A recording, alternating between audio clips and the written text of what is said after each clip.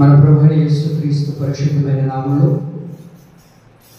ఈ కూడికకు చేరుకు వచ్చిన మీ అందరికీ కూడా నా నిండు హృదయపూర్వకమైన వందనాలు, దేవునికి స్తోత్రాలు. గత శనివారం రోజున ఒక వాక్యాన్ని మనం ధ్యానించుకున్నాం.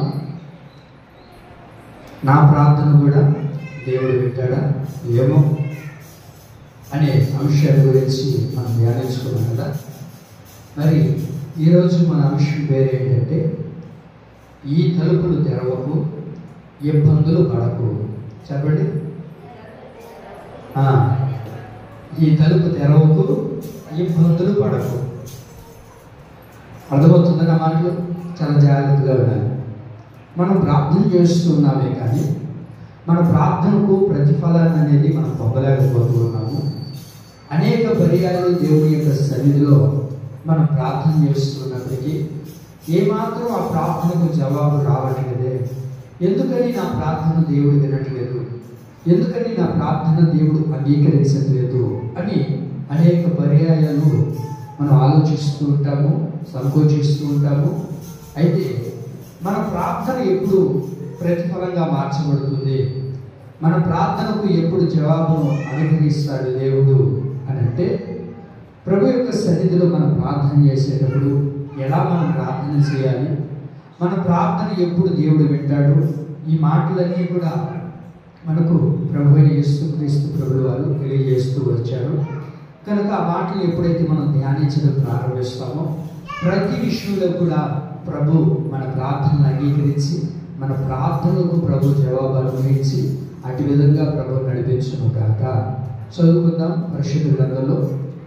ఈ తలుపు తెరవకము, ఇబ్బందులు పడకము అని అంటే మత్తయి సువార్త 6వ అధ్యాయము 6వ వాక్యాన్ని మనం చదువుకుందాం. మీరు ప్రార్థన చేయనప్పుడు ఎలా మీరు ప్రార్థన చేయాలి, ఏ విధంగా మనం ప్రార్థన చేస్తే ఆ ప్రార్థన ప్రతిఫలాన్ని మనం పొందుకుంటాం, ఎన్ని దినాలు ప్రార్థన చేస్తున్నా ఆ ప్రార్థనకు జవాబు రావట్లేదే అని అంటే బైబిల్లో ప్రభు యేసుక్రీస్తు ప్రభువు వారు పలుకుతున్న బహు చక్కటి మాటలు. మనం ప్రార్థన చేసేటప్పుడు ఎలా ప్రార్థన చేయాలో ప్రభు మనకి ఇక్కడ నేర్పిస్తూ ఉన్నారు.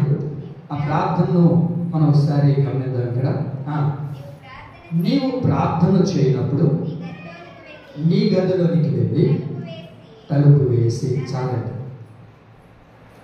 నీవు ప్రార్థన చేసేటప్పుడు ఎలా ప్రార్థన చేయాలి అని అంటే గత వారాల్లో మనం విన్నాం కదా. నీ గదిలోనికి వెళ్ళి ప్రార్థన చేయాలి. నీ గదిలోనికి వెళ్ళి ప్రార్థన చేసిన తర్వాత ప్రార్థన చేస్తున్న మనము ఎలా ప్రార్థన చేయాలి అని అంటే తలుపు వేసి ప్రార్థన చేయాలి. ఎలా ప్రార్థన చేయాలి చెప్పండి? మనం తలుపు వేసుకొని ప్రార్థన చేయాలి. మాస్టర్ గారు, మరి మా ఇంట్లో ఇప్పుడంటే అందరికీ తలుపులు ఉన్నాయిలే కానివ్వండి, ఇది వరకు పూర్వ గుడిసెల్లో తలుపులు ఉండేవి ఏముండేది? అడ్డాలు ఏం పెట్టుకునే వాళ్ళు తెలియదు. తడి, ఇదివరకంటే తడికి పెట్టుకునే వాళ్ళు, ఇప్పుడంటే అందరికీ తలుపులు వచ్చాయి కదా. మరి వాక్యం ఏమంటుంది? నీవు ప్రార్థన చేయనప్పుడు ఎలా ప్రార్థన చేయాలి? తలుపు వేసుకొని ప్రార్థన చేయాలి. మనం తలుపు వేసుకొని ప్రార్థన చేస్తున్నామా? అసలు ప్రార్థన చేయట్లేదు, ఇంకేం తలుపు వేస్తా అంటారు. మీకు నా మాటలు అర్థమవుతున్నాయా? ప్రార్థన చేయనప్పుడు ఎలా ప్రార్థన చేయాలి? తలుపు వేసుకొని ప్రార్థన చేయాలి. అయితే మనం తలుపు వేసుకొని ప్రార్థన చేయగలుగుతున్నామా? పాస్టర్ గారు, మేము కుటుంబంగా ప్రార్థన చేసుకునేటప్పుడు అలా చల్లగా ఉంటుందని బయట కూర్చొని ప్రార్థన చేసుకుంటున్నాం కదా, మరి బయట తలుపు ఉండదు కదా అని అంటే రకరకాలుగా మనం ఆలోచించవద్దు. అయితే ఈ తలుపు వేసుకొని మీరు ప్రార్థన చేయండి అని అంటే ప్రభు చెప్తున్న బహు చక్కని మాట, మీరు ప్రార్థన చేయనప్పుడు తలుపు వేసుకొని ప్రార్థన చేయండి. ఏ తలుపు వేసుకొని మనం ప్రార్థన చేయాలి అని అంటే ప్రభు యొక్క ఆలోచనలతో కూడిన ప్రార్థన మనం చేయాలి. మన ఆలోచనలతో కూడినవన్నీ కూడా తలుపులు మూయబడాలి. ఆమేన్. మీకు అర్థమవుతుందన్న మాటలు? జాగ్రత్తగా వినండి. మన హృదయంలో కలుగుతున్న ఆలోచనలు ఏం చేయాలంటే దానికి తలుపు వేయాలి. ప్రభు యొక్క ఆలోచనలతో కూడిన ప్రార్థన మనం చేయాలి. ఇప్పుడు ప్రార్థన అని అనగానే ప్రార్థన చేద్దాం, ప్రార్థన చేసుకుందాం, లేకపోతే నేను ఇప్పుడు ప్రార్థన చేసుకోవాలి అని అనుకుని ప్రార్థనలో కూర్చుంటామా? కూర్చున్నప్పుడు స్తోత్రం ప్రభువా అని కొద్ది నిమిషాలు దేవుని స్తుతిస్తూ, ప్రభువా నా స్థితిగతులు ఎలాగున్నాయి ప్రభువా, నా కుటుంబ పరిస్థితి ఇలాగుంది అని ఒక రకంగా ప్రార్థన చేస్తుంటాం. కానీ మరొక పక్క ఆలోచన చేస్తూ ఉంటాం. ఏమని? ఇంట్లో ఏమైంది, పిల్లోడు ఎక్కడ ఉన్నాడు, కూతురు ఎక్కడికి పోయింది, నా భర్త ఎక్కడ తిరుగుతున్నాడు, ఎవరైనా బయట ఏమైనా వచ్చినారా. చూడండి, ప్రార్థన చేసేటప్పుడు చిన్న సౌండ్ వచ్చినా వెంటనే దిక్కులు లేచి స్తోత్రం నాయనా ప్రభువా హల్లెలూయా హోసానా తండ్రి తొలగించిన అని ప్రార్థన చేస్తాం. మళ్ళీ కాసేపు ప్రార్థన చేస్తామంటే అక్కో మీరు పిలుస్తున్నారా నన్నేనేమో. మళ్ళీ బయటకు వస్తాం. ఆ బయటకు వచ్చి చూసి నన్ను కాదే, నన్ను అనుకున్నానే. మళ్ళీ స్తోత్రం ప్రభువా మీరే కాపాడు ప్రభువా, ఇంటి పని కాలేదు ప్రభువా, ఇంకా ఇంటి పని ప్రభువా, ఇంకా కొన్ని అప్పులు ఉన్నాయి ప్రభువా. కాపు రాసిన టైం అంత అయింది, 1 గంట అవుతుందా, 11 అవుతుందా, అన్నం వండాలి. నువ్వు కూర్చునేది ఎక్కడ? మనం కూర్చునేది ప్రార్థన చేయాలి. ప్రభు ఏమంటారు? మీరు ప్రార్థన చేయనప్పుడు, మీరు ప్రార్థన చేసేటప్పుడు ఎలా ప్రార్థన చేయాలి? తలుపులు మూసుకొని ప్రార్థన చేయాలి. అంటే ఈ ఆలోచనలన్నిటికీ తలుపు వేయాలి. తలుపు వేసి అప్పుడు ప్రభు యొక్క ఆలోచనతో కూడి నేను ప్రార్థన చేయగలిగితే ఆ ప్రార్థన పరములకు చేర్చబడుతుంది, దేవుని సింహాసనాన్ని కదిలిస్తుంది. ఆమె మనం ప్రార్థన చేసేటప్పుడు నీ ఆలోచనలు ఎన్నెన్నో రకరకాలుగా తిరుగుతూ ప్రార్థనలోనే ఉన్నాం, ప్రార్థన చేస్తున్నాం, కానీ ఆలోచన ఎక్కడెక్కడో తిరుగుతుంటుంది. చూడండి, మీరు ఎప్పుడైనా ప్రార్థన చేస్తున్నప్పుడు చూడండి, ఎన్నెన్ని ఆలోచనలు. హాస్పిటల్లో ఏం జరుగుతుందో, రేపు ఎట్లా మెడిసిన్ అయితే ట్యాబ్లెట్లు తేవాలేమో, ఎల్లుండో మాపో నేడో మాపో హాస్టల్ తెరవబాగారు, హాస్టల్లో పోవాలి. ఎన్ని ఆలోచనలు ప్రార్థన చేసుకునేటప్పుడు, రకరకాల ఆలోచనలు. ఈ ఆలోచనలన్నిటికీ మనం ఏం చేయాలి? తలుపు మూసుకొని ప్రభు ఆలోచనతో కూడిన నువ్వు ఎప్పుడైతే ప్రార్థన చేయడం ప్రారంభిస్తావో నీ ప్రార్థనలన్నిటినీ నా ప్రభు నెరవేర్చుగాక. అయ్యా, నేను ప్రార్థన చేస్తున్నానే, నా ప్రార్థనకు ఎందుకు జవాబు రావట్లేదు? నేను ప్రార్థన చేస్తున్నాను కదా, ఆ ప్రార్థనకు ఎందుకు నేను ప్రతిఫలాన్ని పొందలేకపోతున్నాను? అయ్యా, ఎన్నో దినాల నుంచి, ఎన్నో నెలల నుంచి, ఎన్నో సంవత్సరాల నుంచి నేను ప్రార్థన చేస్తున్నానే, నా కుమారుడు ఎందుకు మారట్లేదు? నేను ప్రార్థన చేస్తున్నాను. నేను ప్రార్థన చేయడమే కాదు, నా కోడలు ప్రార్థన చేస్తుంది, నా కోడలు ప్రార్థన చేయడమే కాదు, నా బిడ్డలు ప్రార్థన చేస్తున్నారు, అందరు కలిసి ప్రార్థన చేస్తున్నా ఒక పెనుమార్పు కలగట్లేదే. అంటే ప్రార్థన విఫలమైపోయినట్లా, లేకపోతే ప్రార్థన నెరవేర్చబడినట్లా అని అంటే వారికి ఏమంటుందంటే, మీరు ప్రార్థన చేస్తున్నారు, ఆ ప్రార్థన ప్రతిఫలం రావట్లేదని అంటే నీ హృదయం అనే ఆలోచన తలుపులు మూయబడలేదు. అందుకే మన అంశం పేరేంటి?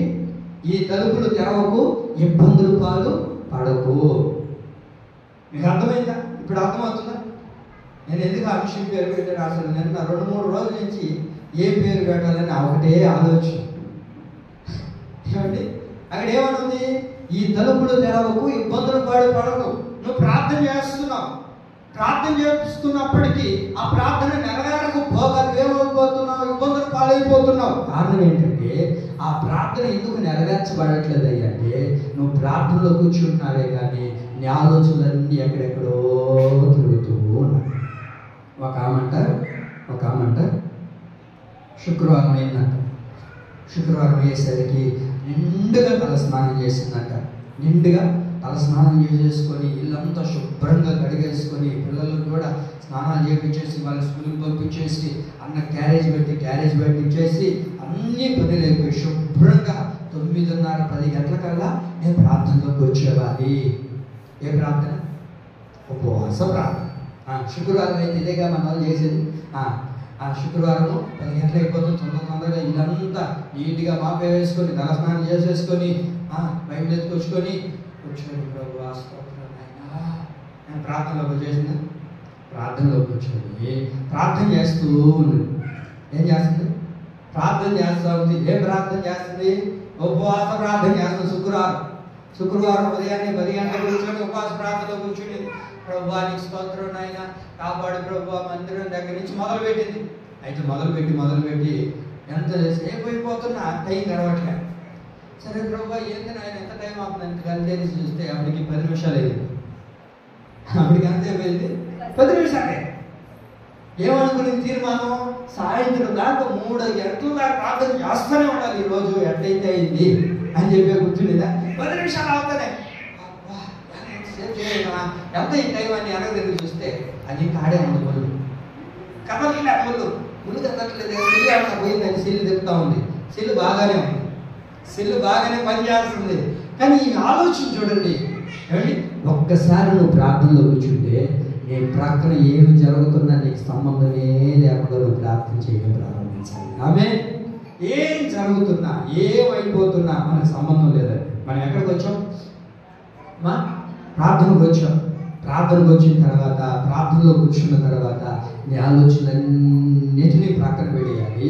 ఏ ఆలోచన పొరపాటున నీలోనికి రాకుండా మనం ప్రార్థన చేస్తే అది దేవుడు అంగీకారంగా మారుస్తాడు. నువ్వు ప్రార్థనలో కూర్చొని బయట బాగు తాగుతుందా, ఎండ కాస్తుందా, గుడ్లారేసినాను కదా, వాన వస్తుందేమో చూసి వద్దాంలే ఒక అడుగు అని చెప్పి నువ్వు ఇంక బయటికి ఎనక్కి లోపలికి బయటికి తిరుగుతా ఉన్నావు అనుకో, నీ ప్రార్థన ఎప్పుడు నెరవేర్చబడుతుంది? వాక్యం ఏమంటుంది? నువ్వు ప్రార్థన చేయనప్పుడు నీవు తలుపులు వేసుకొని ప్రార్థన చేయి. ఆ ప్రార్థన అంగీకారంగా దేవుడు మారుస్తాడు. ఒక పెద్ద కూడా కూర్చుందంట ప్రార్థనలో కూర్చునిందంట. ఏమండి, కూర్చొని ప్రార్థన చేస్తావు, ప్రభువా నా కొడుకుని జ్ఞాపకం చేసుకో, నా కొడుకుని మార్చి ప్రభువా, నా పరిస్థితులు ఏంటో నీకు తెలుసు కదా ప్రభువా అని చెప్పి బోరుని ఎలిగెత్తి ప్రార్థన చేస్తుందంట. కోడలేమో వంటింట్లో కూర్చొని వంట చేస్తూ ఉందంట. కొంచెం ఆవాలు అట్ట కొంచెం మాడి మసాలా అట్ట మాడిన తర్వాత మసాలా మాడిపోతుంది చూడు. ప్రార్థనలో కూర్చుని మంచిగా మసాలా తేవా పని? ఇప్పుడు ప్రార్థన చేసుకోవాలని వచ్చింది, ప్రార్థన చేసే పని మానేసి మసాలా మాడిపోతుంది చూడు. సరే అంత స్తోత్రం నాయన ప్రభువా, నువ్వే చూసుకో ప్రభువా, తండ్రి స్తోత్రం నాయన ప్రభువా. మాయ్ పిల్లవాడికి అడ్డుపడి పెట్టిలాగా ఒకటి వాడికి తింటాడు, ఎందుకు ఊరికే యాక్స్తా ఉన్నాడు. స్తోత్రం ప్రభువా నాయన, నువ్వే చూసుకో ప్రభువా. అమ్మాయి ఇంకెప్పుడు ప్రార్థన చేసేది? ప్రార్థనలోనే నమ్ము, మళ్ళీ మాసం నుంచి బయట రాలా. ఎందుకంటే ప్రార్థనలోనే కూర్చోము. సీరియస్గా ఉండదు ఏమన్నా కొంచెం ప్రార్థనలోనే కూర్చోవాలి. ప్రార్థన చేయట్లే, ఈ ఆలోచనలన్నీ ప్రక్కన చెప్తానది. పడవ చెప్పేది నన్ను నిష్టగా చేయవాగా, నేను ప్రార్థన ఈరోజు నిష్టగా చేయాలనుకుంటున్నా. ప్రార్థనలోనే కూర్చుంది. మళ్ళీ అంటే అమ్మాయి తలనొప్పిగా ఉండదు, ఒక టీ పెడతా ఉండదు ఇంతలోపల. నేను ఆమె చెప్తాను మధ్యలో అప్పుడు తెచ్చొద్దు, ఒక పాట పాడుకుంటున్నా మధ్యలో అప్పుడు తెచ్చి సరే అత్తమ్మా. ఇంకెప్పుడు నువ్వు ప్రార్థన చేసింది? మసాలా గురించి అడిగితివి, అట్టుకోడు గురించి చెప్తివి, ఏమ్మా మధ్యలో తాగనెప్పుడు టీ అడిగితివి, అవన్నీ చెప్పేటప్పుడు నువ్వు ఎప్పుడు తలుపులు మూసావు? వాక్యం ఏమంటుందో తెలుసా? నీవు ప్రార్థన చేయనప్పుడు ఏం చేయాలి? తలుపులు మూసుకొని ప్రార్థన చేయాలి. ఈ ఆలోచనలన్నిటినీ మూసేసుకోవాలి. ఇతర ఆలోచనలన్నీ నీకు ఉండకూడదు. ఆలోచనలన్నిటినీ ప్రక్కన పెట్టి దేవుని యొక్క ఆలోచనలతోనే నువ్వు ప్రార్థన చేయడం ప్రారంభించాలి. ఆమె ఇలా ప్రార్థన చేసావా? ఎప్పుడైనా దేవుని ఆలోచనతో కూడిన ప్రార్థన చేయగలిగావా? ఆ యేసయ్య పాదాల దగ్గర కూర్చొని, దేవుని యొక్క పాద సన్నిధిలో కూర్చొని ప్రభు యొక్క ఆలోచన చేస్తూ, ప్రభు ముఖదర్శనం చేస్తూ, ఏమండి ఏ రోజైనా మనం ప్రార్థన చేయగలిగామా? వాక్యం ఏమంటుందంటే, మీరు ప్రార్థన అనే ఫలాన్ని మీరు పొందుకోవాలి అని అంటే, ఆ ఫలాన్ని మీరు అనుభవించాలి అని అంటే, ప్రార్థన ద్వారా విజయాన్ని మీరు చూడాలి అని అంటే ఎలా ప్రార్థన చేయాలో తెలుసా? తలుపు వేసుకొని ప్రార్థన చేయడం ప్రారంభించాలి. గ్రూప్ ఎగ్జామ్ రాయడానికి వెళ్ళారు. గ్రూప్ ఎగ్జామ్ రాయడానికి వెళ్ళిన వాళ్ళు లోపలికి వెళ్తారు, హాల్ టికెట్ ఇస్తారా, చూపించి అంతా అయిన తర్వాత కూర్చొని పెడతారు. కూర్చొని పెట్టిన తర్వాత మీరు చూడండి, కూర్చొని పెట్టిన తర్వాత ఇప్పుడు ఆ మనిషికి అంత ఆలోచన ఏంటి? ఎగ్జామ్ రాయాలి, ఈ క్వశ్చన్ ఏంటి, ఈ ఆన్సర్ ఎలా చేయాలి, ఈ ఆలోచనలే ఉంటాయా? బయట ఆలోచనలు ఉంటాయండి. మీరు చూడండి, ఎగ్జామ్ రాసే వాళ్ళు ఏమంటే ఎగ్జామ్ రాసే వాళ్ళు వాళ్ళ ఆలోచన అంతా ఇదే ఉంటుంది. ఇప్పుడు ఏం రాయాలి, ఈ ఆన్సర్ ఎలా, దీనికి ఎలా చెప్పాలి, దీనికి ఎలా ఆన్సర్ చేయాలి, ఈ క్వశ్చన్కి ఎలా ఆన్సర్ చేయాలి, దీని ప్రాబ్లం ఏంటి, ఇవన్నీ ఆలోచనలు ఉంటాయా? వాళ్ళు కూర్చున్న 2 గంటల సేపు ఏం ఆలోచన ఉంటుంది? కింద క్యారేజ్ తీసి వచ్చుకున్నాను కదా, మా నాయన చేతి కింద కూర్చొని ఉన్నాడా, లేకపోతే బీడీ దాంట్లో తిరగతా ఉన్నాడా, ఆ క్యారీ కుక్క తినేసిందా, ఈ ఆలోచనలన్నీ ఉంటాయా? లేకపోతే ఆ మనిషి ఆలోచన ఏముంటుంది? ఎగ్జామ్ రాసిన ఆలోచన ఏముంటుందో తెలుసా? అందరికంటే మంచి ర్యాంక్ నేను తేవాలి, కాబట్టి త్వర త్వరగా ఏది తప్పుపోకుండా పొల్లు పోకుండా ఆచి తూచి 2 గంటల సేపు వారి మనస్సు, వారి ధ్యానం అంతా దేని మీద ఉంటుంది? ఎగ్జామ్ మీదే ఉంటుంది. పొరపాటున వేరే ఆలోచనలు కానీ చేశారంటే ఇక్కడ ఏమైనట్టు? తప్పు ఆన్సర్ పెట్టేసినట్టు. ఆ తర్వాత ఏమవుతుంది? ఉండదా? సర్వం దిగొచ్చేస్తారు. ఇంకా రాత్రి రోజు మళ్ళీ ఏం చేయాలి? చదవాల్సి వస్తుంది కదా. ఒక్కసారి ఫెయిల్ అయిపోయారు అనుకో, వాళ్ళు పడిన కష్టము, వాళ్ళు పడిన ప్రయాస మళ్ళీ ఎప్పుడో వదలుతారు. ఆ గ్రూప్ ఎగ్జామ్ కోసం ఎదురు చూడాలి. అప్పుడు దాకా ఎదురు చూసి వాళ్ళు ఏం చేస్తుంటారు? దానికోసం ప్రయాసపడి చదువుతూనే ఉంటారు. నేను చెప్పదలసిన మాట ఏంటంటే, మనం ఒక ప్రార్థనకు వచ్చినప్పుడు ఆ ప్రార్థనకు జవాబును పొందుకునే అంతవరకు మన ఆలోచన అంతా ప్రభు మీదే ఉండాలి. ఆమేన్. మన ప్రక్కన ఏమి జరిగినా అండి, కొడుకు ఫోన్ ఎత్తుకొని వెళ్ళిపోయినా,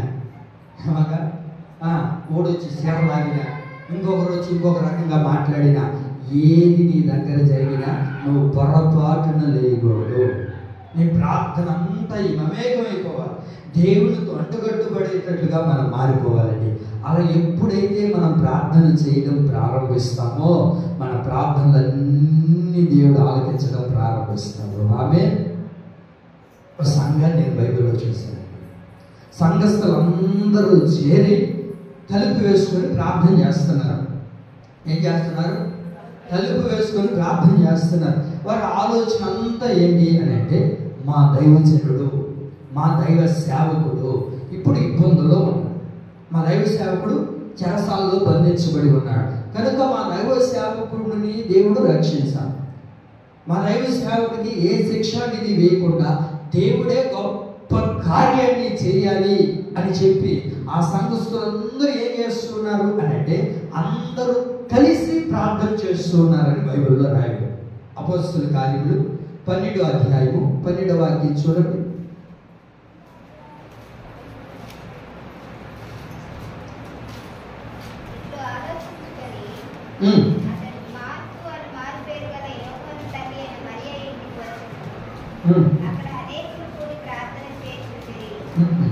ఏం చేస్తున్నారంట?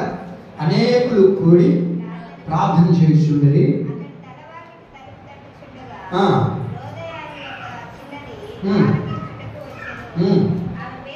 ఆమె పేతురు స్వరము గుర్తుపట్టి సంతోషం చేత తలుపు తీయక లోపలికి పరిగెత్తుకొని పోయి పేతురు తలుపుల దగ్గర నిలిచి ఉన్నాడని తెలిపారు. చాలా ఏం చేస్తున్నారు? సంఘస్థులందరూ కలిసి ప్రార్థన చేస్తున్నారు. వాళ్ళ దైవ సేవకుడికి ఒక సమస్య కలిగడం ద్వారా ఏం చేస్తున్నారు? సంఘస్థులందరూ ఏమిటి బయట ఏం జరుగుతున్నా వారికి సంబంధం లేదు. తలుపులు కొడుతున్నా కూడా విన్నారండి? మీరు చెప్పారు. ఒక పాప వింట కానీ సంఘస్థులందరూ విన్నారా? అలా ఆలోచన అంతా ఏమైపోయిందంటే, మా దైవ సేవకుడు ఇప్పుడు బయట వెళ్ళాలి. ఆ చెరసాల్లో బంధించబడిపోయినాడు కదా, ఇబ్బందులు కొలిమిలో ఉన్నాడు కదా, మా దైవ సేవకుడు ఇప్పుడు బయటికి రావాలన్న ఆలోచన తప్ప తలుపులు కొడుతున్నా ఏమండి బయట ఏం జరుగుతున్నా ఆలోచన ఏమాత్రం వరకు లేదండి. బోరును వెలిగెత్తి దేవుడి యొక్క సన్నిధిలో, పాద సన్నిధిలో ప్రార్థన చేస్తూ ఉన్నట్లుగా నా దేవుడు పిల్లరా, దేవుడు మన దగ్గర నుంచి కోరుకుంటుంది ఎంతో తెలుసా? నీవు ప్రార్థన చేయనప్పుడు తలుపు వేసి ప్రార్థన చేయాలి. ఆమేన్. మనం ప్రార్థన చేసేటప్పుడు ఎలా ప్రార్థన చేయాలి? తలుపు వేసుకొని ప్రార్థన చేయాలి. ఇది దేన్ని సూచిస్తుంది అని అంటే, ప్రభు యొక్క ఆలోచనలతో కూడిన ప్రార్థన మనం చేయడం ప్రారంభించాలి. ఆమేన్. మీకు అర్థమైందన్నా ప్రశ్న? ఎలా ప్రార్థన చేయాలంటే, ప్రభు యొక్క ఆలోచనలతో కూడిన ప్రార్థన చేయడం ప్రారంభించాలి. ఎప్పుడైనా ప్రార్థన చేస్తుంటావా? మీకు అర్థమైందన్నా ప్రశ్న? నా మాటలు అర్థమవుతున్నాయి. ఎలా ప్రార్థన చేయాలో తెలుసా? నీ అవసరాలను బట్టి ప్రార్థన చేయడం కాదు, నీ అవసరం బట్టి కూడా ప్రార్థన చేయాలి. కానీ ప్రభు యొక్క ఆలోచనలతో కూడిన ప్రార్థన చేయాలి. అది ఎలా ఉంటుంది పాస్టర్ గారు? ప్రభు యొక్క ఆలోచనలతో కూడిన ప్రార్థన ఎలా ఉంటుంది? అది ఎప్పుడు మేము వినలేదే. ఎప్పుడైనా చేశారు మీరు? ప్రభు యొక్క ఆలోచనలతో కూడిన ప్రార్థన చేయాలి. మనం మా పక్కన వాళ్ళు ఉన్న ఆలోచనతోనే మేము ప్రార్థన చేయము. మరి దేవుడి ఆలోచనతో కూడిన ప్రార్థన చేయగలుగుతామా? ఏమిటి అది ఎలా ఉంటుంది? అది ఎలాంటి ప్రార్థన చేయగలుగుతాం? ఆ ప్రార్థన కూడా ఉంటుందా? ఆ ప్రార్థన కూడా మనం చేయగలుగుతామా? అంటే ప్రభు యొక్క ఆలోచనతో కూడిన ప్రార్థన మనం చేయాలని దేవుడు ఆశపడుతూ ఉన్నాడు. మరి ఇలాంటి ప్రార్థన కూడా మనం చేయగలుగుతామా? అలాంటి ప్రార్థన కూడా ఉందా అని బైబిల్లో మనం గమనించగలిగితే కొన్ని మాటలను నేను మీ ముందు పెట్టడానికి ఆశపడుతున్నాను. మొదటిగా, ప్రభు యొక్క ఆలోచనలతో కూడిన ప్రార్థన చేసిన వ్యక్తి, ప్రభు యొక్క ఆలోచన కూడా నెరవేర్చబడింది, ఈమె ఆశ కూడా నెరవేర్చబడింది. మీకు అర్థమైందా? ప్రభు యొక్క ఆలోచన నెరవేర్చబడింది, ఈమె కోరిక కూడా నెరవేర్చబడింది. ఎవరు అని అంటే హన్నా గురించి మనం బైబిల్లో చూడగలుగుతాం. సమూయేలు మొదటి గ్రంథం 1వ అధ్యాయము 10-11 వాక్యాలు త్వరగా చదవండి. మొదటి మాట, సమూయేలు మొదటి గ్రంథం 1వ అధ్యాయము 10-11 వాక్యాలు త్వరగా. బహు దుఃఖాక్రాంతురాలి వచ్చి యెహోవా సన్నిధిని ప్రార్థన చేయొచ్చు, బహుగా ఏడ్చుచు, సైన్యములకు అధిపతియగు యెహోవా శ్రమను చూసి నన్ను మరొక జ్ఞాపకం చేసుకో, నాకు మగపిల్లను దయచేసిన యెహోవా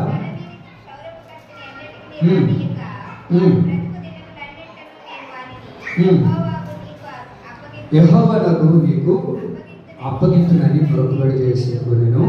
ఆమె యెహోవా సన్నిధిని ప్రార్థన చేయుచుండగా. చాలు. యెహోవా సన్నిధిలో దేవుడి యొక్క ప్రార్థనా మందిరానికి వెళ్ళిందండి హన్నా. హన్నా విషయాల గురించి మనకు బాగా పరిచయమైన మాటలే. హన్నా ఒక నిందతో అనుభవిస్తూ పిల్లలు లేక బాధపడుతూ ఉంది. పిల్లలు లేక బాధపడుచు ఉన్నప్పుడు దేవుని సన్నిధికి వెళ్ళిందండి. అయితే దేవుని సన్నిధికి వెళ్ళినప్పుడు కూడా దేవుని యొక్క సన్నిధిలో ఎలా ఉంది ఆ సంఘ పరిస్థితి అని అంటే మనం బైబిల్లో గమనించగలుగుతాం. సంఘ పరిస్థితి, ఆ వాతావరణం ఏమాత్రం మంచిగా లేదు. ఏలి యొక్క కుమారుడు కూడా బాగా చెడిపోయి ఉన్నారు. ఆయన వయస్సు కూడా మందగిలిపోయింది, ఆయన వయస్సు కూడా సన్నగిలిపోయింది. అయితే సంఘ పరిస్థితులు ఏమాత్రం కూడా సరిగ్గా లేవు. విచ్చలవిడిగా పరిస్థితి మారిపోయింది. సంఘం పాడైపోతూ ఉంది. సంఘం చల్లచెదరుగా మార్చబడిపోతూ ఉంది. దేవుడు అక్కడ మహిమతో నింపబడలేకపోతున్నాడు. దేవుని ఆరాధించలేకపోతున్నాడు. దేవుని చూడడానికి రావాలనుకుంటున్న ప్రజలు కూడా దేవుని అక్కడ చూడలేకపోతున్నారు, మహిమపరచబడలేకపోతున్న పరిస్థితులు అక్కడ జరుగుతూ ఉన్నప్పుడు హన్నా వీటన్నిటిని గుర్తిరిగి హన్నా ప్రార్థన చేస్తుంది. ప్రభువా, నా పరిస్థితి నీకు తెలుసు ప్రభువా, నేను ఎన్నో నిందలు అనుభవిస్తున్నాను, బహు దుఃఖాక్రాంతురాలుగా నేను ఉన్నాను ప్రభువా. ఈ దుఃఖం నుంచి నేను బయటపడాలి, ఈ దుఃఖం నుంచి నేను బయటపడాలి ప్రభు అని దేవుని సన్నిధిలో వెలుగెత్తి ప్రార్థన చేస్తుంది. దేవుని ప్రార్థన చేస్తుంది, ప్రభువా నాకు ఒక మగబిడ్డను దయచేయి, ఈ మగబిడ్డను నాకు దయచేస్తే నా నింద తొలగిపోతుంది. మీరు వినాలి బాగా, నీవు ఒక మగబిడ్డను నాకు దయచేస్తే ఆ కుమారుడి ద్వారా నా నింద తొలగిపోతుంది. నీవు నాకు అనుగ్రహించే బిడ్డ ద్వారా నాకున్న నింద పోతుంది. నింద పోవడమే కాదు ప్రభువా, ఈ బిడ్డను నీ పరిచర్య కొరకు, నీ సేవ కొరకు, నీ పని నిమిత్తము ఈ బిడ్డను నీకు అనుగ్రహిస్తాను. అప్పటికే దేవుడు ఆలోచన పడ్డాడు. ఏమన్నా తెలుసా? అరే సంఘం ఇలా పాడైపోతుంది, సంఘ పరిస్థితి విచ్చలవిడిగా మార్చబడిపోతుంది, దైవ సేవకుడి కొడుకులు కూడా చల్లచెదరైపోయి పాపంతో నింపబడిపోయి ఉన్నారే, ఎవరిని ఇప్పుడు దైవ సేవకుడిగా నిలబెట్టాలి, ఎవరిని తీసుకొని రావాలి, ఎవరి ద్వారా నా సన్నిధిలో నిలబెట్టి నా ఆరాధన కార్యక్రమాలు జరిపించాలి అని దేవుడు ఆలోచన చేస్తున్న సమయం అది. అయితే ఈ హన్నమ్మ కూడా అడుగుతుంది, ప్రభా నాకు ఒక మగబిడ్డను దయచేయి, ఆ మగబిడ్డను నీకే అప్పగిస్తాను ప్రభా అన్నప్పుడు ఇక్కడ ఏదిని సూచిస్తుంది? ప్రభు యొక్క ఆలోచనలతో కూడిన ప్రార్థన చేస్తుంది కనుక ఆమె దుఃఖము ఆగిపోయింది, దేవుడి యొక్క పని జరగడం ప్రారంభించింది. ఆమేన్. మనం ప్రార్థన చేస్తామే కానీ ఏమని ప్రార్థన చేస్తాం? ప్రభువా నా సమస్యలు ఉన్నాయి, నా సమస్యలు తొలగిపోవాలి ప్రభువా అని ప్రార్థన చేస్తామే కానీ ఆ సమస్యలు తొలగిపోవడం ద్వారా ప్రభువా నీ కార్యాన్ని కూడా నేను చేయడం ప్రారంభిస్తానని ఏ రోజైనా దేవుడి సన్నిధిలో ప్రార్థన చేసుకుంటామని మీకు అర్థమవుతుందన్న మాటలు జాగ్రత్తగా వినాలి. హన్నమ్మ ప్రార్థన చేస్తుంది, ప్రభువా నాకు ఒక మగబిడ్డను దయచేయి, ఆ బిడ్డ నా నింద తొలగిస్తాడు, నా నింద తొలగించడమే కాదు కానీ ఆ బిడ్డ నీ పరిచయం కొరకు అప్పగిస్తాను. మనం ప్రార్థన చేస్తాం, ప్రభువా నాకు మంచి ఆరోగ్యాన్ని ఇవ్వు ప్రభువా, నాకు చక్కటి ఆరోగ్యాన్ని ఇస్తే నీ మందిరాన్ని వదిలిపెట్టను ప్రభువా అని ప్రార్థన చేస్తాం. మా తల్లి వచ్చింది, మా వినపడుతుందా? సంతోషం తల్లి, నీలాంటి పెద్ద వయసు కలిగిన ఒక గారు వచ్చిన మందిరానికి, పాస్టర్ గారు నా కోసం గట్టిగా ప్రార్థన చేయండి. ఏమని ప్రార్థన చేయాలండి అని అంటే, ఏం లేదు పాస్టర్ గారు, ఆ పరిస్థితి ఏమి అంతంత మాత్రంగానే ఉంది. నాకు కానీ దేవుడు లోన్లో, నేను లోన్ పెట్టుకోబోతున్నాను, ఆ లోన్లో 2 గేదెలు కానీ ప్రభు నాకు ఇస్తే, ఏంటంట 2 గేదెలు కానీ నాకు దేవుడు అనుగ్రహిస్తే, నేను ఇంకా దేవుడి మందిరాన్ని ఎప్పటికీ వదలను పాస్టర్ గారు. నేను ప్రతిసారి ఇదే ప్రార్థన చేస్తున్నాను, ఆ లోన్ రావాలా, 2 గేదెలు రావాలా, గట్టిగా ప్రార్థన చేయండి. సరే తల్లి అంత ఆశపడుతుంది కదా, ప్రార్థన చేద్దాంలే అని చెప్పి దేవుడి దగ్గర ప్రార్థన చేస్తే దేవుడికి ఆశపడ్డాడు. పోనీలే, ఇప్పుడు పరిస్థితి బాగోలేదు కదా, 2 గేదెలకి లోన్ ఇప్పించేటట్టుగా కార్యం చేద్దాంలే అని దేవుడు ఆ కార్యాన్ని ప్రారంభించాడు. దేవుడు గొప్ప కార్యం చేశాడు. లోన్ శాంక్షన్ అయిపోయింది. 2 గేదెలు కూడా ప్రభు అనుగ్రహించేశాడు. ఇచ్చేసిన తర్వాత బహు సంతోషంగా వచ్చేసింది. ఇంకా పాలు అమ్మడమే పని. పాలు అమ్మిన దాంట్లో దశభాగం ప్రతి దినం తూచా తప్పక మందిరానికి పాలు పంపించేది. తూచా తప్పక పాలు అమ్మిన దాంట్లో దశభాగం దేవుడికి ఇచ్చేది. అంతగా చేయడం ప్రారంభించిన 2 నెలలు చేసింది. 3వ నెల పెట్టగానే ఆదివారం మందిరాన్ని నిలిచిపోయింది. ఆదివారం మందిరానికి రాలా. సరే లేదో సమస్య ఇది రాలేదులే అని అనుకొని మళ్ళీ నెక్స్ట్ ఆదివారం కూడా రాదు. మనం ఆగుతామా? మనం పోయి అడుగుతాం కదా, ఏమ్మా సంతోషం తల్లి, ఏం రాలేదు ప్రార్థన మందిరానికి? అయ్యా నేను ఆడొచ్చేది పాస్టర్, నా బాబా కొంచెడు ఏమైందండి? ఎంత సేవకులు అనుకున్నాం? గేదెలకి గడ్డి తేవాలా, ఎంత తర్వాత ఏం చేయాలమ్మా? ఆ పేడ ఎత్తాలా, ఆ తర్వాత శుభ్రంగా ఉంచాలా, వాడికి పాలు కట్టగాల, ఆ తర్వాత ఎన్ని పనులు అనుకున్నావు? నేను రాలేకపోతున్నాను పాస్టర్, వచ్చేటట్టు ప్రార్థన చేయి కూడా. అప్పుడేమో గేదెలు లేవని బాధపడి ప్రార్థన చేయకుండా, ఇప్పుడే పొందెక్కించేటట్టు ప్రార్థన చేయి పాస్టర్. వస్తానేమో నేనా వస్తాను, మా కోసం వచ్చినట్టు ఉండదు. ఏమ్మా ఆ బర్రెలు లేనప్పుడు, ఆ గేదెలు లేనప్పుడు బాగుండేది, ప్రార్థన వస్తుండేది. దేవుడు ఏదో ఆశపడి పోనీలే బిడ్డ ఆశీర్వదించబడుతుంది అని లోన్ శాంక్షన్ చేసి 2 గేదెలను దేవుడు అనుగ్రహిస్తే, ఇప్పుడు దేవుడు లేదు, మందిరం లేదు, ఏం లేదు. ఎంతసేపు ఏంటి శాఖరి? బర్రెలు చూసుకోవడమా, అటు పాలు చూసుకోవడమా, ఆ పని చేసుకోవడమా, ఈ పని చేసుకోవడమా, పిడకలు కొట్టుకోవడమా, ఇదే పని అయిపోయింది. కానీ దేవుడు లేడు ఇంకా. అది దేవుడు అందుకు కాదు కదా నిన్ను ఆశీర్వదించింది. నిన్ను ఆశీర్వదించింది ఎందుకో తెలుసా? దేవుడు మనం ఆశీర్వదించేది ఎందుకో తెలుసా అండి? నీ ద్వారా పరిచర్య అద్భుతకరంగా జరగాలి. 2 గేదెలు ఇస్తే ఆ గేదెల ద్వారా వచ్చిన డబ్బులంతా నువ్వు సంపాదించుకొని ఏదో మిల్లు కట్టుకుంటావని కాదు. దాని ద్వారా దేవుడు నీ కుటుంబాన్ని ఆశీర్వదించడమే కాదు, కానీ తద్వారా దేవుడి పరిచర్య అంతకంతకు ఆశీర్వాదకరంగా మార్చబడాలని. ఆమేన్. ఇలా చేసేమా? ఏ రోజైనా కొద్దిగా ఆశీర్వదించబడితే ఇంక ప్రార్థన కూడా చేయం. పాస్టర్ గట్టిగా ప్రార్థన చేయండి. ఎందుకు మా బిడ్డ లేరయ్యా, ఒక్క బిడ్డ ప్రార్థన చేయ. సరే పో, దేవుడు ఇస్తాడు పో. ఈసారికి వచ్చేసరికి బిడ్డ ఇచ్చిన తర్వాత ఏమా మందిరానికి రావట్లేదు? ఏమన్నా తెలుసా పాస్టర్ నీక? ఏమనుకున్నావు? బిడ్డను చూసుకోవాలా, ఉదయాన్నే తలస్నానం చేయించాలా, సాంబ్రాణి చేయాలా, బిడ్డ ఏడుస్తాడు, పాలు పట్టాలా, అయ్యానికి ఎన్ని పనులు అనుకున్నా పాస్టర్? వస్తాను పో మందిరానికి. అమ్మా అప్పుడు బిడ్డలు లేరు అన్నావు కదా, ఇప్పుడు బిడ్డని ఇస్తే దేవుడు మందిరాన్ని నిలిచిపోతాం, ప్రార్థనలు నిలిచిపోతామా? కాదు కదా. అమ్మ ఏం చేసిందండి? దేవుడు అడిగింది, ప్రభు నాకు బిడ్డని, ఆ బిడ్డ నాకు వద్దు, ఆ బిడ్డ నాకు కూడా అవసరం లేదయ్యా, నా నిన్ను తొలగిపోతుంది, అది చాలు. నా నిన్ను తొలగిపోవడమే కాదు, కానీ నీ మందిరంలో నీ పరిచయం కొరకు వాడబడాలి. ఆమేన్. ఇలా నువ్వు ప్రార్థన చేసి చూడు. ఏ రోజైనా ప్రభు యొక్క ఆలోచనలతో కూడిన ప్రార్థన చేయడం మనం ప్రారంభించాము. ఎంతసేపు మన ఆలోచనలే,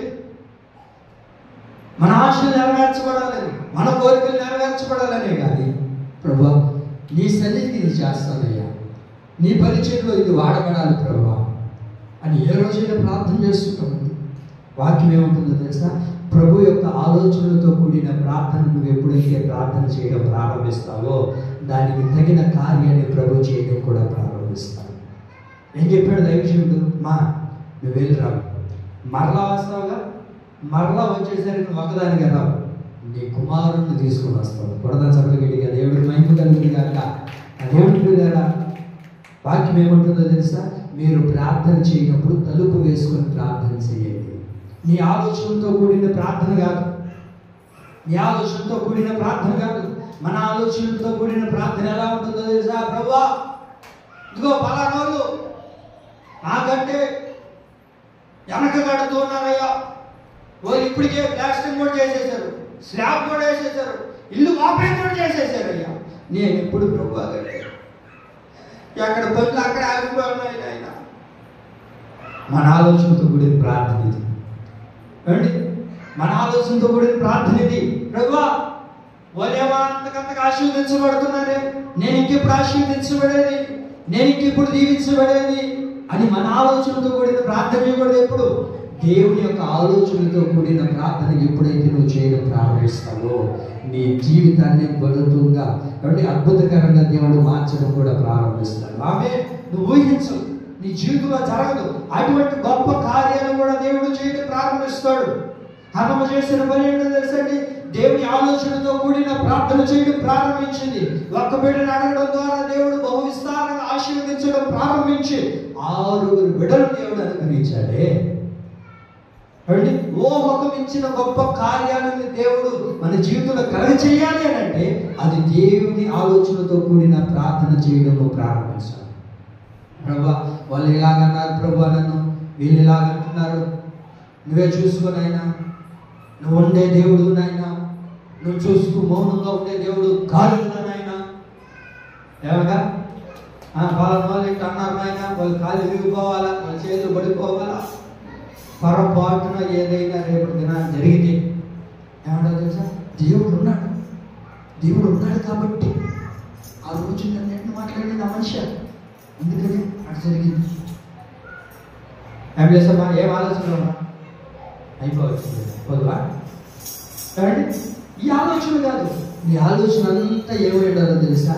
ప్రభు యొక్క ఆలోచనతో కూడిన ప్రార్థన చేసేవారిగా మనం ఉండాలి. ఆమె బైబిల్లో మరొక వ్యక్తి కూడా ప్రార్థన చేశాడు.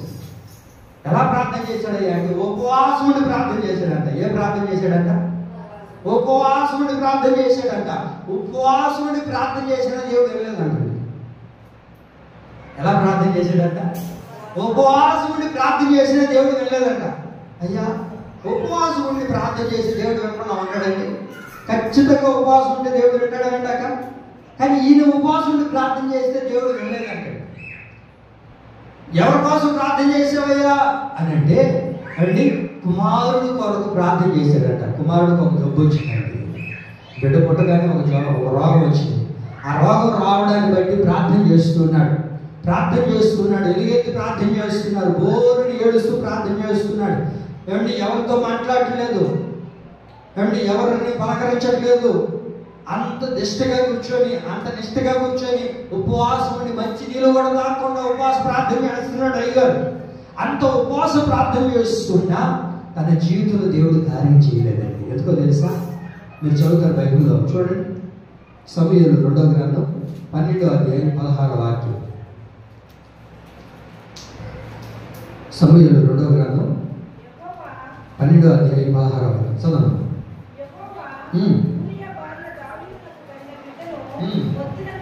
మొత్తినందున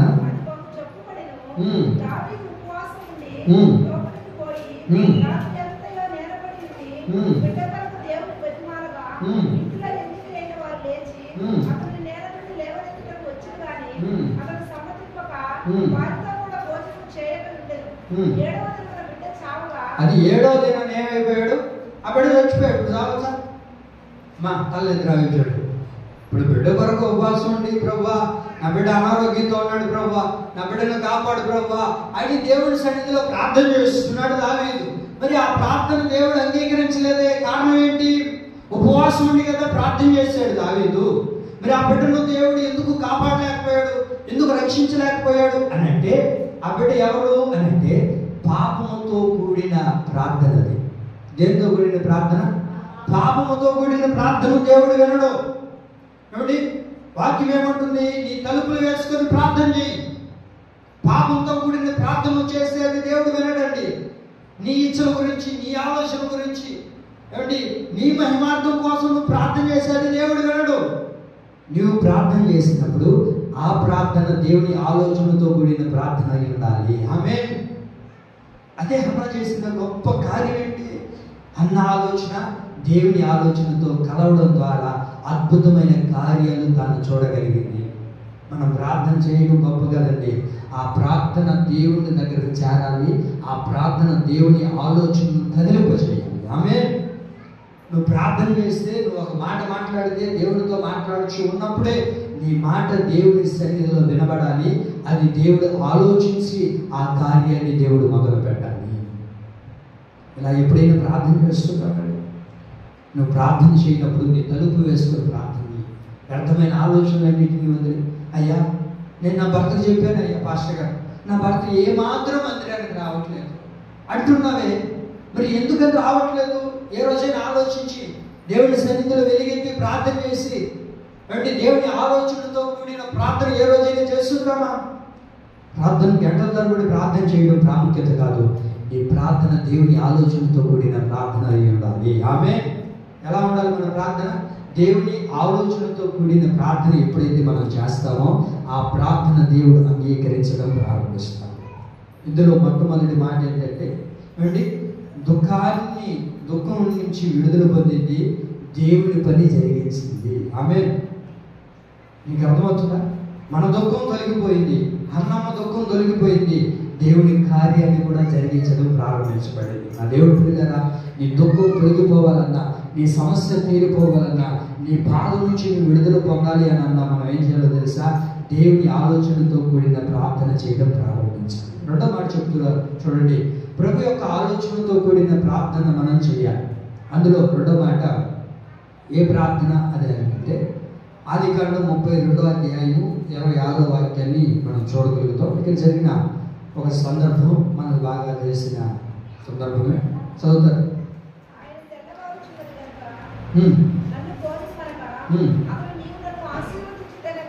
చూడండి అక్కడ ఏమనుంది? మళ్ళా చదవండి. 32వ అధ్యాయము 26వ వాక్యం. ఆయన తెల్లవారుచున్నది కనుక అతడు నీవు నన్ను ఆశీర్వదించితేనే గాని నేను నిన్ను పోలేను, నిన్ను వదిలిపెట్టను. తెల్లవారుచు ఉంది, సూర్యుడు అస్తమిస్తూ ఉన్నాడు. ఏమండి, అడుగుతున్నాడు యాకోబు, అయ్యా నన్ను వదిలిపెట్టయ్యా అని అంటే యాకోబు అంటాడు, నీవు నన్ను ఆశీర్వదిస్తేనే తప్ప నేను నిన్ను, చెప్పాలి మీరంతా, నేను నిన్ను విడిచిపెట్టను, నిన్ను పోనీను. నువ్వు నన్ను ఏం చేయాలి? ఇప్పుడు చెప్పండి ఏం చేయాలి? ఆశీర్వదించాలి. మీరు వినాలి, మాటలు వింటే మీకు అర్థమవుతుంది. తలలేదు నా వైపు చూడండి. ఆశీర్వదిస్తేనే తప్ప నేను నిన్ను వదిలిపెట్టు. ఇప్పుడు దేవుడు ఏం చేయాలి? యాకోబుని చెప్పాలి ఏం చేయాలమ్మా? యాకోబుని ఏం చేయాలి?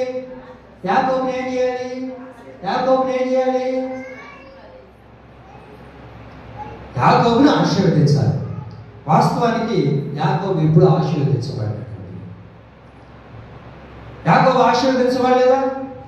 అక్కడికి వచ్చేసరికి ఎవరిలా వచ్చాడు? ఒంటరిగా వచ్చాడా? ఏంటి, ఎలా వచ్చాడు? దాసి ఏమండి, గొర్రెలు, ఎడ్డులు, ఏమండి, బహుజన సమూహం, బహు ఆస్తి కలిగిన వాడిగా వచ్చాడు. ఇంకేం ఆశీర్వదించాలండి? మీరు నా మాటలు వినాలి. ఆశీర్వదించబడే కదా వచ్చాడు, ఇంకేం ఆశీర్వదించాలి? అన్నిట్లో దీవించబడ్డాడే.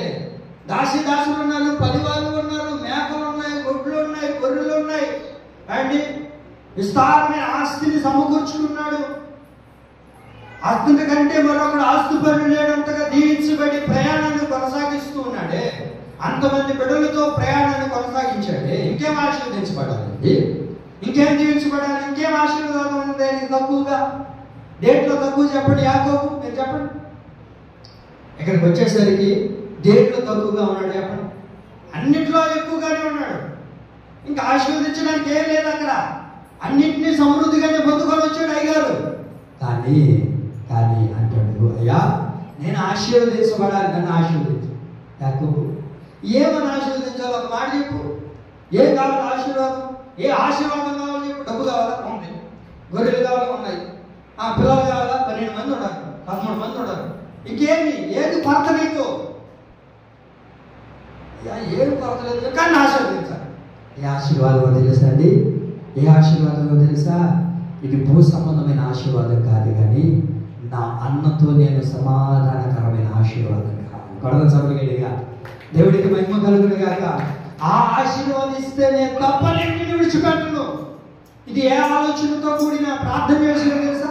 ప్రభు యొక్క ఆలోచనతో కూడిన ప్రార్థన తాను చేశాడండి. ఏ ఆలోచన అయ్యా అంటే మనుషులందరితో సమాధాన పడాలన్న ఆలోచన దేవుడి ఎదుట కోరుచు ఉన్నాడు.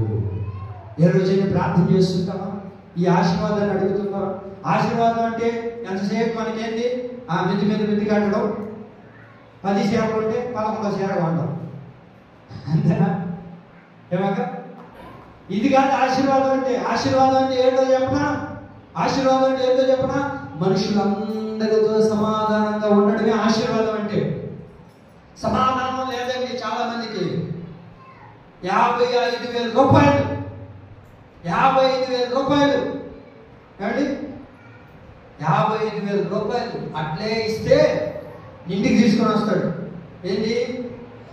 తిరుమల గారికి బెడ్రూమ్ చూపించాలి. ఏంటి? మంచం తీసుకొని వస్తాడా లేదక్క? ఎంత? 55,000 రూపాయలు. ఇప్పుడు 55,000 రూపాయలు పెట్టి నువ్వు మంచం కొనుక్కొని వచ్చుకుంటే ప్రశాంతంగా నిలబడతావా? చెప్పడమ్మా.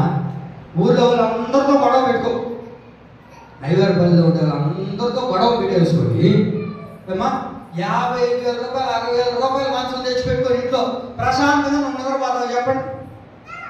మంచం కొనుక్కోగలుగుతావు కానీ నిద్ర రాదు. వస్తుందా?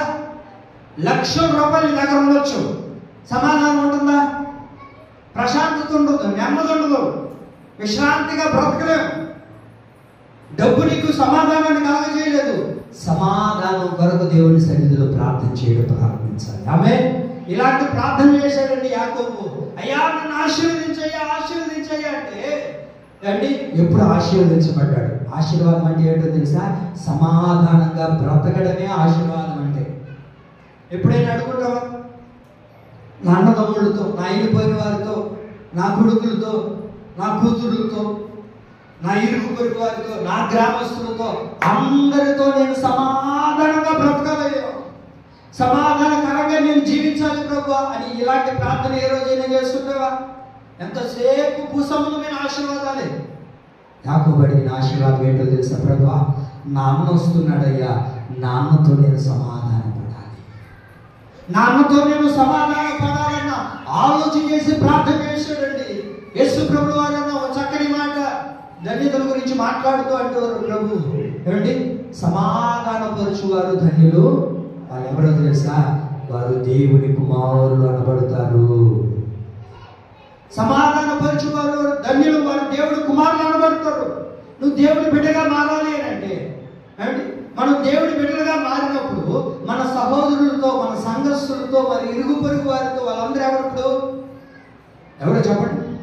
సంఘస్థుల్లో ఉన్నవారు ఎవరో చెప్పండి. మా ఒకరికొకరు సహోదరులు సహోదరులు వాళ్ళందరితో ఎలా ఉండాలి? సమాధానకరంగా ఉండాలి. ఒకరికొకరు వందనాలు కూడా చెప్తారు సరిగ్గా. అండి వాక్యం ఏమంటుందో తెలుసా? సమాధాన పడువారు ధన్యులు, వారు దేవుడి కుమారులు అనబడతారు. దేవుడి కుమారుడుగా, కుమార్తెగా నువ్వు పిలవబడినప్పుడు, దేవుడి సన్నిధికి వచ్చినప్పుడు ప్రార్థన చేయాలి. ప్రభువా నా పక్కన ఉన్న వారితో నేను సమాధాన పడాలి, నా ఇరుగు పొరుగు వారితో నేను సమాధానంగా ఉండాలి. ప్రభువా ఎవ్వరితో కూడా మనం అసమాధానకరంగా బ్రతకూడదండి. ఈ ఆశీర్వాదం కావాలని దేవుని సన్నిధిలో ప్రార్థన చేయాలి. మనకు బాగా తెలుసు, యేసు ప్రభుని సిలువ వేశారు, సిలువకు అప్పగించారు, సిలువ వేయబడ్డాడు. సిలువలో వేలాడుతూ వెళుతూ యేసు ప్రభు ఆ మార్గం గుండా వెళుతూ అంటాడు, ప్రభు పలికిన మొట్టమొదటి మాట, తండ్రి మీరేమి చేస్తున్నారో మీరు ఎరుగురు కనుక దీన్ని క్షమించయ్యా. ఎందుకు దేవుడు యేసు ప్రభు వారి తండ్రిని అడుగుతున్నారు దీన్ని క్షమించని? ఒకవేళ క్షమించబడకపోతే ఇప్పుడు ఏమైపోతారు తండ్రికి అని అంటే, వాళ్ళు శత్రువులుగా మార్చబడిపోతారు.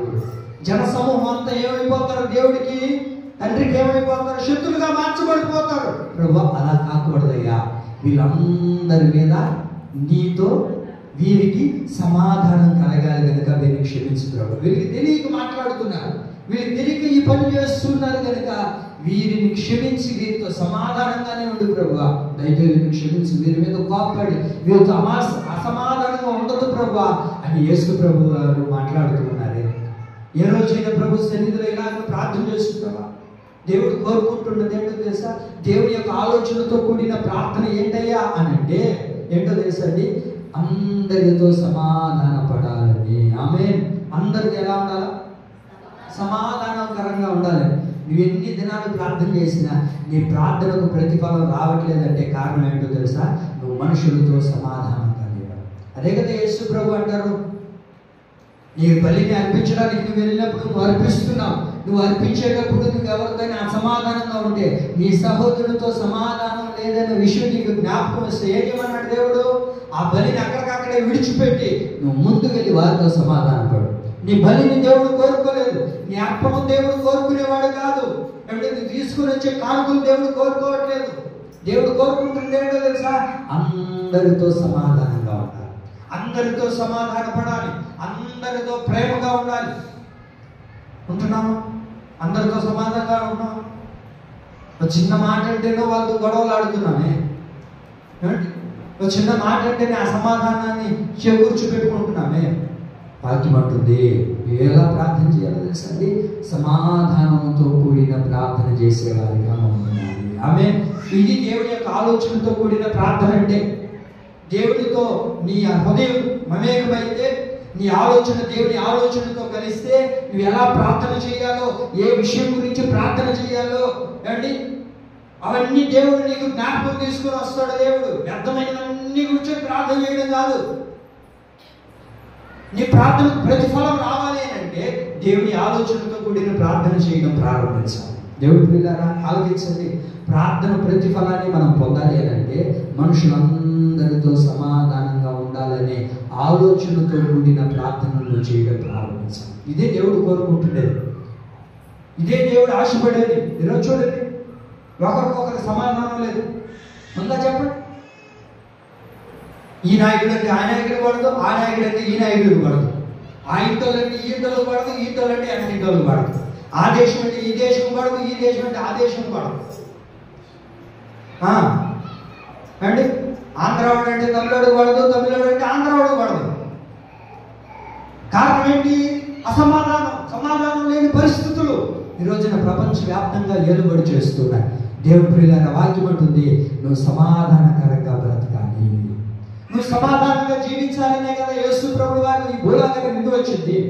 అసమాధానంగా బ్రతుకుతూ ఉన్నామని, సమాధానకరమైన జీవితం మనకు కలగట్లేదని, సమాధానకరమైన త్రోవలో మనం జీవించలేకపోతున్నామని యేసు ప్రభువు వారు ఈ లోకానికి దిగి వచ్చి ఆయన మన కొరకు ప్రాణాన్ని దారవలసింది. ఎందుకు తెలుసండి?